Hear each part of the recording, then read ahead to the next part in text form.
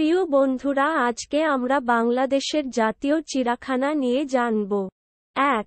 বাংলাদেশের জাতীয় চিড়িয়াখানা ঢাকার মিরপুরে অবস্থিত। ২. ১৯৫০ সালে হাইকোর্ট চত্বরে জীবজন্তুর প্রদর্শনশালা হিসেবে প্রতিষ্ঠিত হয় চিড়িয়াখানাটি। ৩. পরবর্তীকালে ১৯৭৪ সালে বর্তমান অবস্থানে স্থানান্তরিত হয় এটি। ৪.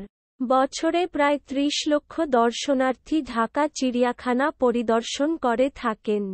৫. ২০১৫ সালের ৫ই ফেব্রুয়ারি নাম পরিবর্তন করে ঢাকা চিড়িয়াখানা থেকে বাংলাদেশ জাতীয় চিড়িয়াখানা নামকরণ করা হয়। ৬. ঢাকা চিড়িয়াখানার আয়তন প্রায় ৭৫ হেক্টর। ৭.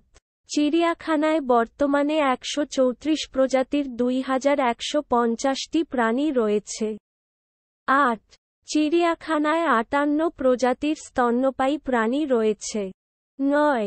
চিড়িয়াখানার ১৫০০টিরও বেশি পাখি রয়েছে। ১০.